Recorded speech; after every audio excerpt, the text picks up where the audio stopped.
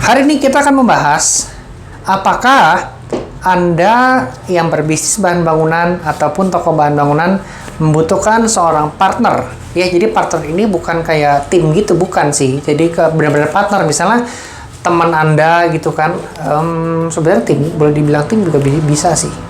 Tapi ini mah lebih ke partner yang sifatnya ya Anda punya sahabat dekat ya.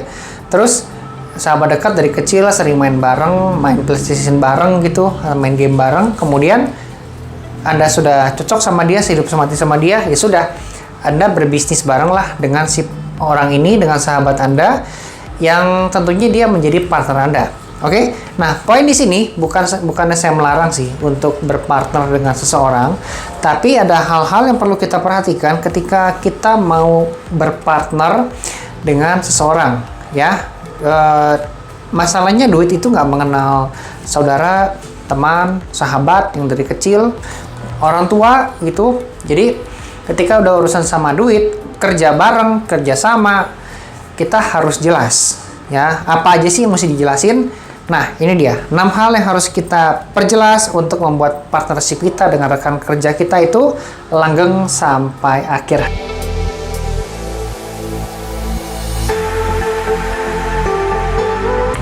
Hal pertama yang harus kita perhatikan adalah latar belakang atau reputasi, ya. Jadi kalau reputasinya terkenal, populer banget gitu, itu jauh lebih baik.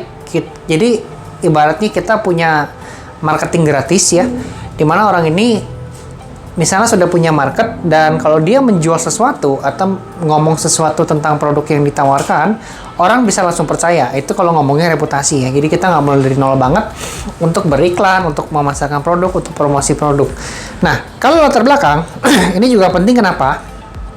Anda bayangkan ya, ini bukan maksud mendiskreditkan orang sih. Cuman kalau misalnya latar belakangnya dia pernah menipu orang, ya, dia pernah membunuh orang misalnya gitu ya.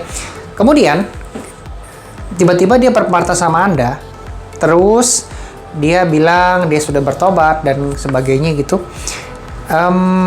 Saya menyarankan lebih baik hindari orang-orang seperti itu, karena ada suatu waktu ada hilafnya gitu, bisa jadi Anda ketipu yang hal yang jauh lebih besar ya dibandingkan dari hal yang dia lakukan sebelumnya. Apalagi kalau dalam keadaannya lagi terpaksa, kepepet, dan kita nggak tahu sih ya. Hindari hal seperti itu. Jadi latar belakang dan reputasi itu penting untuk kita pertimbangkan. Ini nggak ya.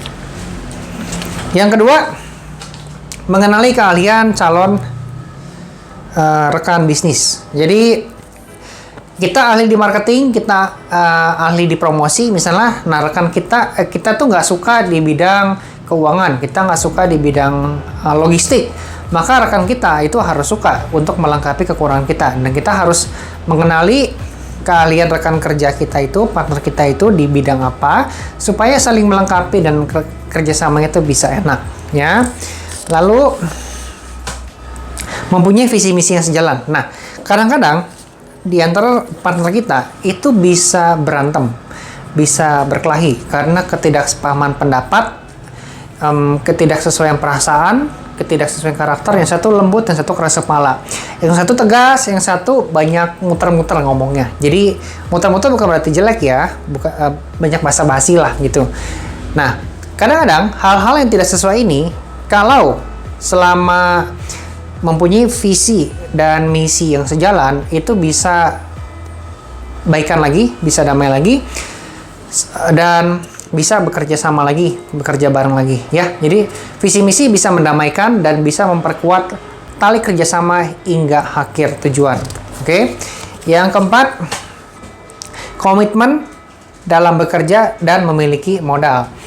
Modal itu lebih baik dari kedua belah pihak, karena dari kedua belah pihak nanti tidak saling menyalahkan, seolah-olah gini, kalau misalnya satu modal, satu kerja, tiba-tiba perusahaannya maju banget gitu ya.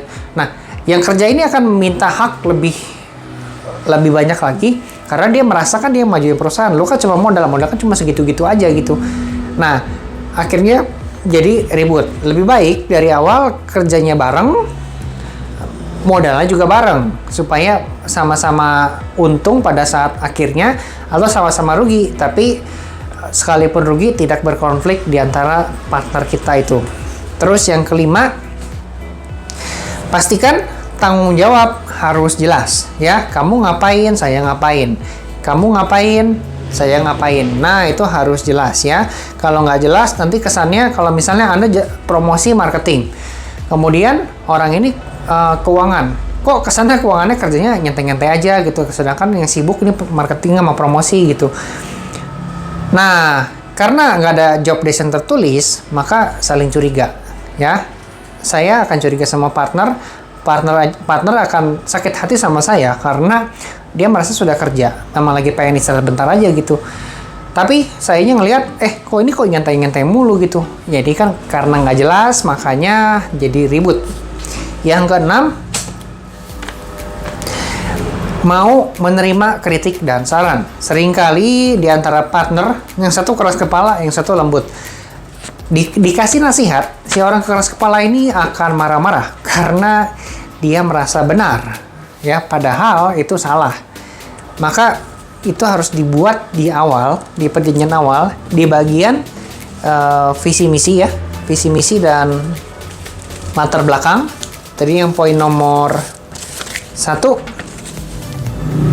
dan juga poin nomor 3, di mana dalam penjelasan tersebut itu ada yang namanya siap menerima kritik dan saran, nggak akan marah-marah, nggak akan ribut dan sebagainya. Oke, so itu dia 6 tips yang harus Anda praktekkan, Anda harus perhatikan untuk mencari rekan bisnis, partner bisnis supaya bisa langgeng sampai selamanya di bisnis Anda. Suka dengan konten seperti ini?